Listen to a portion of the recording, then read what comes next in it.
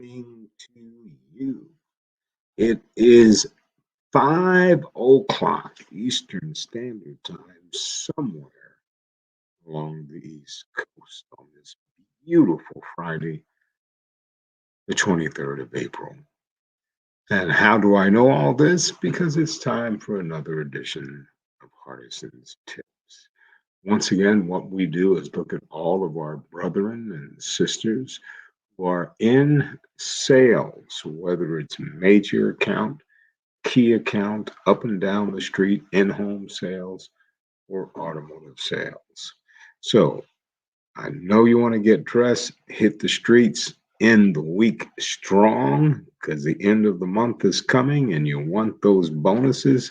You want everything coming to you. So we need to be focused. But for today, quickly, I want to talk about driverless cars for my brothers and sisters in the automotive arena.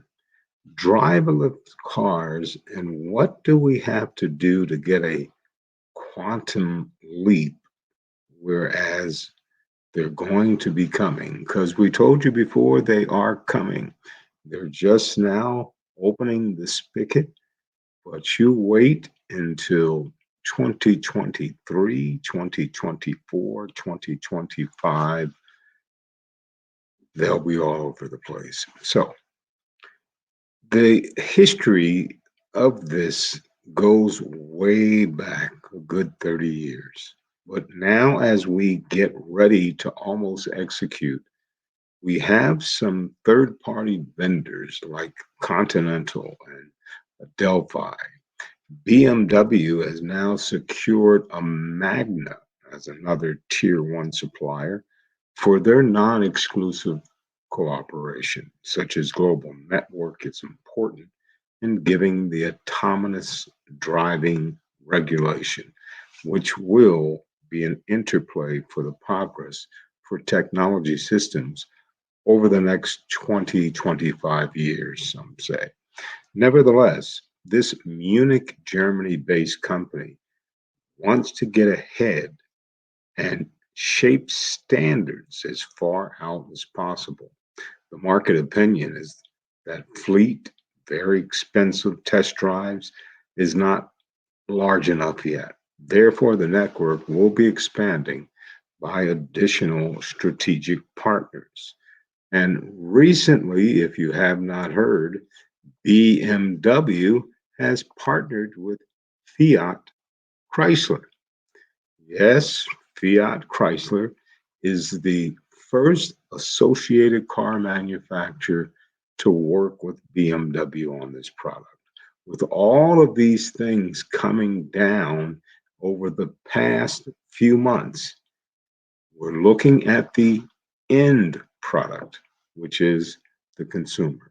So when it comes to imagining driving without human intervention, this is going to provide a couple of examples. One, of course, is that the automated chauffeur service doesn't come without some challenges.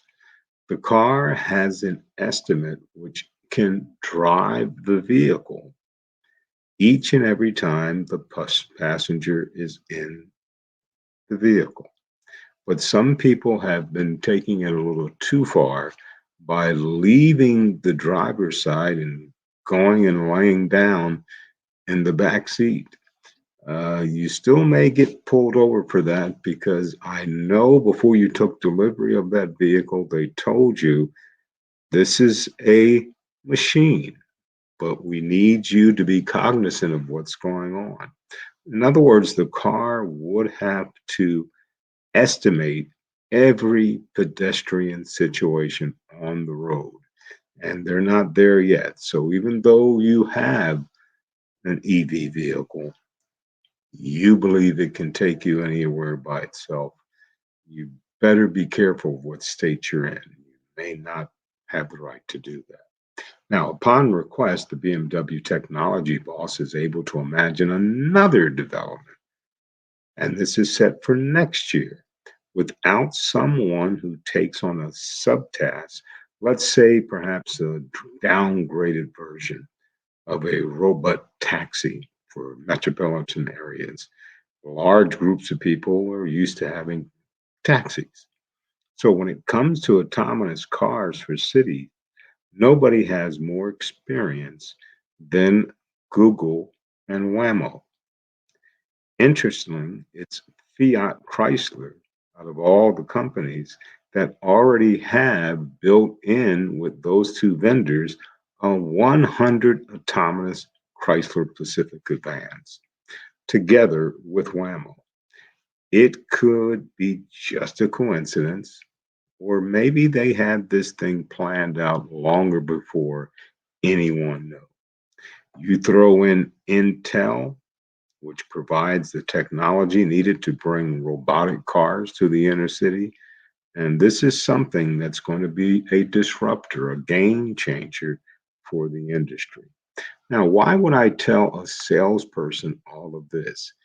It is imperative that you, as a sales professional, get to know what's going on globally with the new EV vehicles that your manufacturer is selling or partnering with, or your research and development team is trying to get into this AI game.